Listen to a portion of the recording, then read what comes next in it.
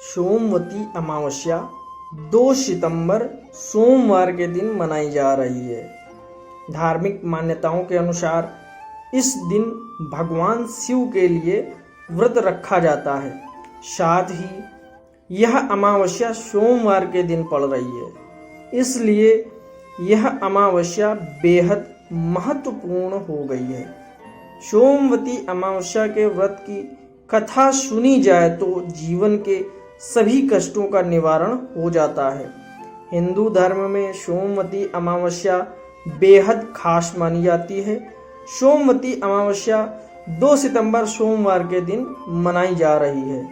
सोमवार के दिन पड़ने वाली अमावस्या को सोमवती अमावस्या कहा जाता है। सोमवती अमावस्या का दिन भगवान शिव को समर्पित होता है। मान्यता के अनुसार आज के दिन जो भी व्यक्ति व्रत रखता है या पितरों का तर्पण करता है, उसकी सभी मनोकामनाएं पूरी होती हैं। सोमवती अमावस्या के दिन स्नान दान का भी महत्व होता है। कहते हैं कि सोमवती अमावस्या के दिन व्रत कथा सुनना बेहद शुभ माना जाता है। आइए सुनते हैं सोमवती अमावस्या की खास कथा। सोमवती अमावस्या व्रत कथा। कथा के अनुसार एक गरीब ब्राह्मण परिवार था। परिवार में पति पत्नी और उनकी एक पुत्री थी। आयु के अनुसार पुत्री धीरे धीरे बड़ी होने लगी। बढ़ती उम्र के साथ उसमें स्त्रियों के गुणों का भी विकास होने लगा। वह बहुत ही सुंदर, सुशील और सर्वगुण संपन्न थी, लेकिन गरीब होने के कारण उसका विवाह नहीं हो पा रहा था।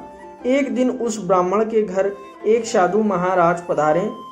कन्या की सेवा से साधु महाराज का मन बहुत प्रसन्न हुआ। उन्होंने कन्या को लंबी उम्र का आशीर्वाद दिया और कहा कि इस कन्या के हथेली में विवाह का योग नहीं है। इस बात से चिंतित होकर ब्राह्मण परिवार ने साधु से उपाय पूछा कि कन्या ऐसा क्या करे कि उसके हाथ में विवाह योग बन जाए। साधु ने कुछ देर विचार करने के बाद अपने ध्यान के आधार पर बताया कि कुछ दूरी पर एक गांव में सोना नाम की धोबिन जात की एक महिला अपने बेटे और बहू के साथ रहती है, जो बहुत ही संस्कारों से संपन्न तथा पतिपरायण और निष्ठावान है। यदि ये कन्या उसकी सेवा करे तो इसके बुरे योग मिट सकते हैं। साधु ने यह भी कहा कि वह महिला कहीं आती जाती नहीं है। ये बात सुनकर ब्राह्मणी ने अपनी बेटी से धोबिन की सेवा करने की बात कही। अगले दिन कन्या प्रातःकाल ही उठकर सोना धोबिन के घर चली गई और वहां साफ सफाई और अन्य सारे कार्य करके अपने घर वापस आ गई। एक दिन सोना धोबिन अपनी बहू से पूछती है कि तुम तो सुबह ही उठकर सारे काम कर लेती हो और पता भी नहीं चलता। बहू ने कहा, माँ जी, मैंने तो सोचा कि आप ही सुबह उठकर सारे काम खुद ही खत्म कर लेती हैं। मैं तो देर से उठती हूँ। इस पर दोनों सास बहू निगरानी करने लगी कि कौन है जो सुबह ही घर का सारा काम करके चला जाता है। कई दिनों के बाद धोबिन ने देखा कि एक कन्या अंधेरे घर में आती है और सारे काम करने के बाद चली जाती है। जब वह जाने लगी तो सोना धोबिन उसके पैरों पर गिर पड़ी। पूछने लगी कि आप कौन हैं और इस तरह छुपकर मेरे घर में आकर क्यों काम करती हैं। तब कन्या ने साधु द्वारा कही गई सारी बात बताई। सोना धोबिन पति परायण थी, उसमें तेज था। वह इस बात के लिए मान गई। सोना धोबिन के प्रति थोड़ा अस्वस्थ थे।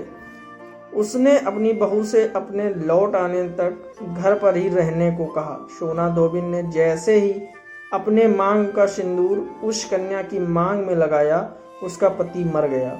उसे इस बात का पता चल गया। वह घर से निर्जल ही चली थी। ये सोचकर कि रास्ते में कहीं पीपल का पेड़ मिलेगा तो उसे भंवरी देकर उसकी परिक्रमा करने के बाद ही जल ग्रहण करेगी। उस दिन सोमवती अमावस्या थी। ब्राह्मण के घर से मिले हुए पुए पकवान की जगह उसने ईंट के टुकड़ों से 108 बार भंवरी देकर पीपल के पेड़ की 108 बार परिक्रमा की और उसके बाद जल ग्रहण किया।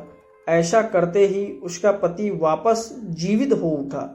इसलिए माना जाता है कि इस दिन व्रत आदि करने से पुण्य फल की प्राप्ति होती है। एक अन्य कथा। पौराणिक कथाओं के अनुसार प्राचीन काल में एक प्रतापी राजा थे। उनका एक बेटा और एक बहू थे। एक दिन बहू ने चोरी से मिठाई खा ली और नाम चूहे का लगा दिया, जिसकी वजह से चूहे को बहुत गुस्सा आ गया। उसने मन ही मन निश्चय किया कि चोर को राजा के सामने लेकर आऊंगा।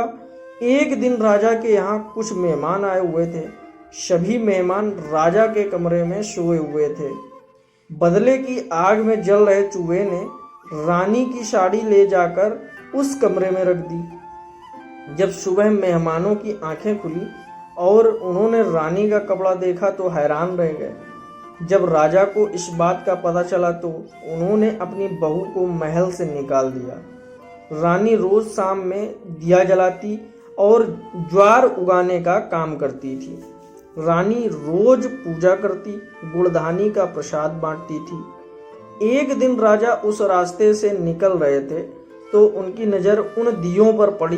राजमहल लौटकर राजा ने सैनिकों को जंगल भेजा और कहा कि देख कर आओ वहां क्या चमत्कारी चीज थी। सैनिक जंगल में उस पीपल के पेड़ के नीचे गए। उन्होंने वहां देखा कि दिए आपस में बात कर रहे थे। सभी अपनी अपनी कहानी बता रहे थे। तभी एक शांत से दिए से सभी ने सवाल किया कि तुम भी अपनी कहानी बताओ। दिए ने बताया वह रानी का दिया है। उसने आगे बताया कि रानी के मिठाई चोरी करने की वजह से चूहे ने रानी की साड़ी मेहमानों के कमरे में रख दी और बेकसूर रानी को सजा मिल गई। यह सारी बातचीत सैनिकों ने महल में आकर राजा को बताई, जिसके बाद राजा ने रानी को माफ कर दिया और महल वापस बुला लिया। दोस्तों, चैनल पर अगर पहली बार आए हैं तो चैनल को सब्सक्राइब कर लें और ये वीडियो कैसा लगा है कमेंट में ज़रूर बताएं।